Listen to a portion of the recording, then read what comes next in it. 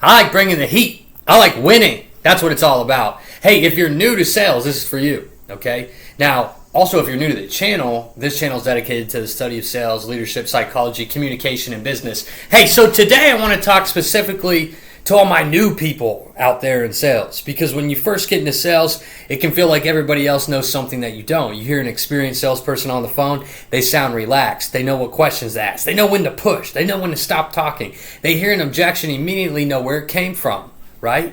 Hey, but then you get on the phone, and make sure you guys are writing all this stuff down, by the way. This is important stuff. But listen, when you get on the phone, this is what you're thinking, okay? What do I say next? Did I ask that question already? Should I present now? Was that an objection? Do they like me? Am I talking too much? What the heck am I supposed to say here? Okay, well look, all of that's normal, and there's actually a reason for it.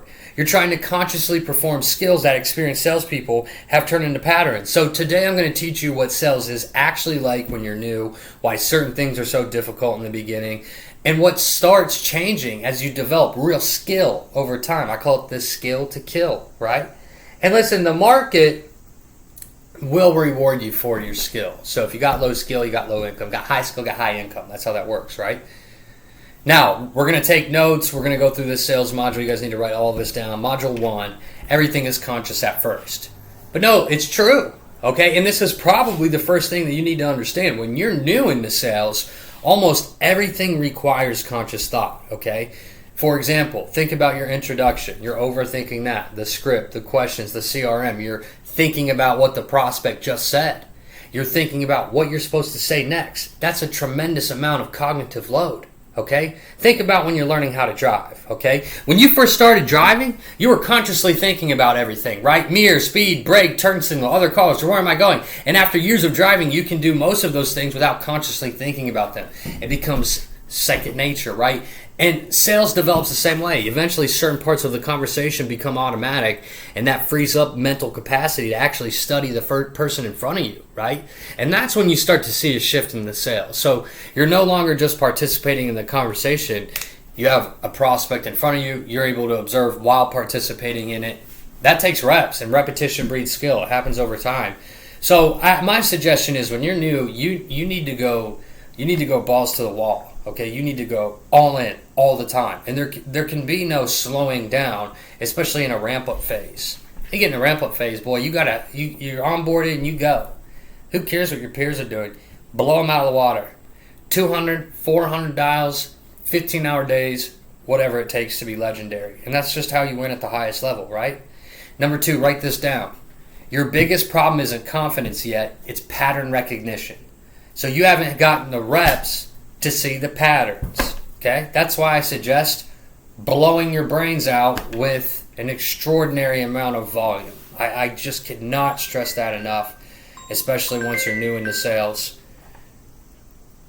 Once you're new into sales, look at that. I'm always blowing up. That's what it takes when you're winning, right? But when you're new into sales, your biggest problem is pattern recognition, but it takes reps to get those. So new salespeople, they're constantly telling me, Nate, I need more confidence. Okay, but where do you think confidence comes from, right? Is it experience? Is it this? Is it that? Is it this? Reps generate experience. And what do you think experience gives you? Patterns. Then you're able to recognize the patterns. Imagine I've heard, I need to talk to my spouse 500 times. Well, you've heard it 3 times. Okay, so who should be more comfortable handling it? Someone like me, right? Not someone like you. You're brand new. Not because I'm magically more confident, right? It's like I've seen the movie before. I've heard the language. I've seen what usually happens before the objection. I've tested different questions. I've screwed it up. I've handled it correctly. I've watched prospects change their minds. I've watched prospects walk away. So all of that gets stored. Call it pattern recognition. So the experienced salesperson is constantly comparing the current conversation against hundreds or thousands of previous conversations, right? So the beginner, you don't have the database yet. So don't confuse lack of experience with lack of potential, right? Build the database. You got the potential, or they wouldn't have hired you. That's how you got to look at it. All right, number 3, write this down. Rejection is going to feel different in the beginning. And one of the biggest psychological adjustments in sales is your relationship with rejection. Most human beings are conditioned to avoid rejection. And then what happens is you enter a profession where you experience it repeatedly throughout the day, nonstop. No, I'm not interested. It's like, it's too expensive. Call me later. I changed my mind. Stop calling me. Decided we're going with somebody else. So for a new salesperson, every one of those can feel like a loss. And that's dangerous because eventually you start protecting yourself. You don't ask the difficult questions. You don't challenge the objection.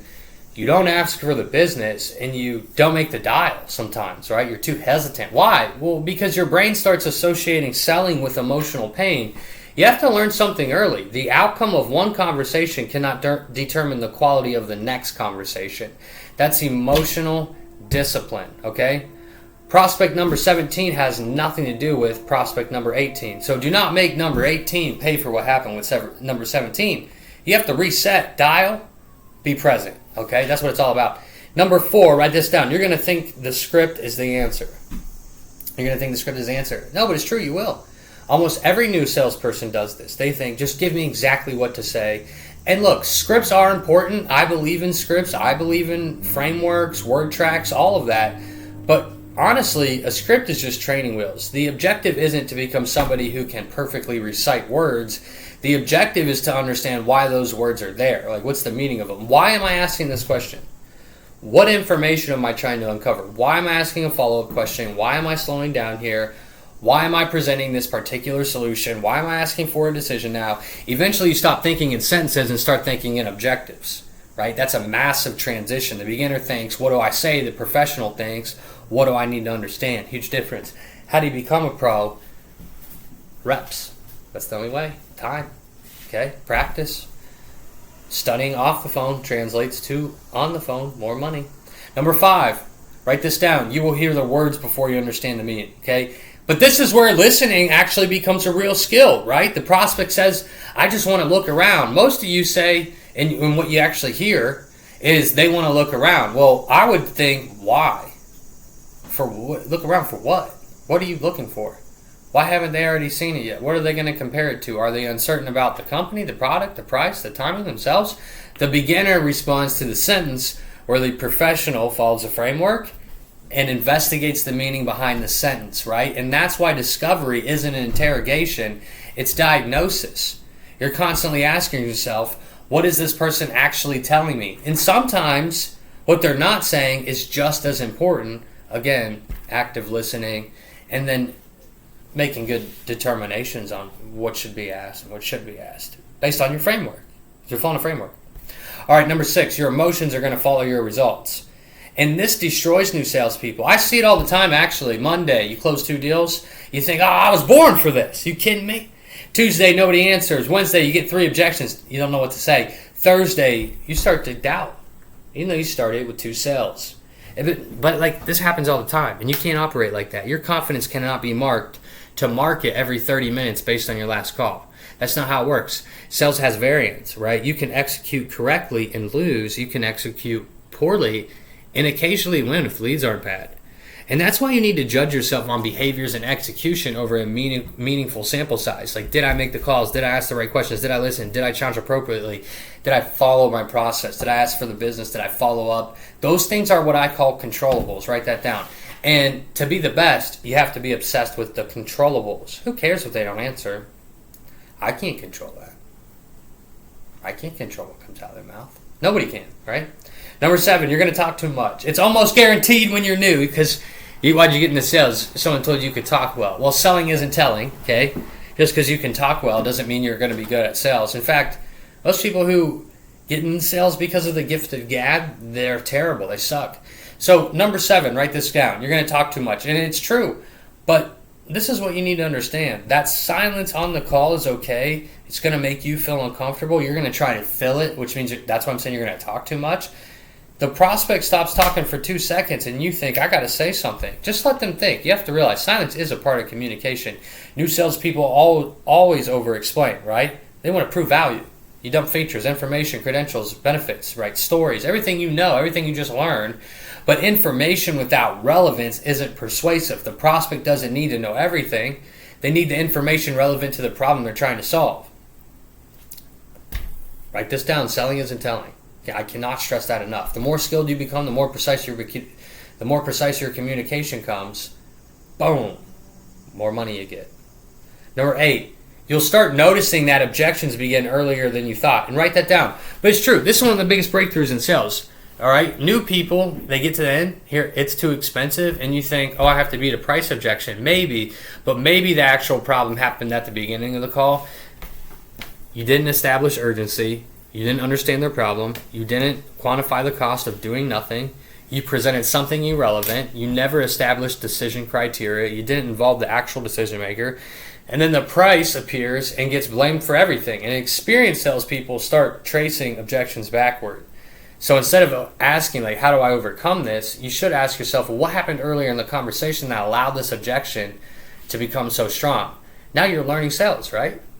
Let's go over to number 9, okay? And for 9, write down, eventually the call starts to slow down. And it's true. It's one of my favorite stages to watch of development, watching them slow down. And you want to move like you're in water, right? The prospect is talking. You're no longer panicking about your next sentence. Finally listening. You're noticing language, hesitation, emotional words, contradictions. You're thinking, hey, interesting. Earlier they said X, now they're saying Y. Let me go back there. And that's when sales starts to become fun, because now you're actually thinking and you're not hanging on to the script for dear life, right? You're navigating. And that only happens through, like I said, repetition. Let's go to number 10. You start learning that questions have levels, okay? Beginners ask factual questions like, what do you do? How long have you been doing it? What are you looking for? And it's useful, but they're one-level questions. You got to learn to go deeper. Like, why is that important to you? What made you start considering changing it now? How long has that been bothering you? What happens if nothing changes? What have you already tried? Why didn't that work? And now you're getting somewhere, okay? And then you learn something even more important, okay? The best question is often created by the answer that you just received, the one that they gave you. That's why listening matters more than memorizing 100 different word tracks and scripts and all of that crazy stuff. So look, if you're brand new to sales, don't judge yourself against somebody who's taken 5,000 conversations. Your job right now is to accumulate intelligent repetition, not just reps, but intelligent repetitions, right? Make the call, review the call, find the mistake, understand why it was a mistake, correct it, make another call. Do it 1,000 times, because eventually something happens, the conversation will slow down.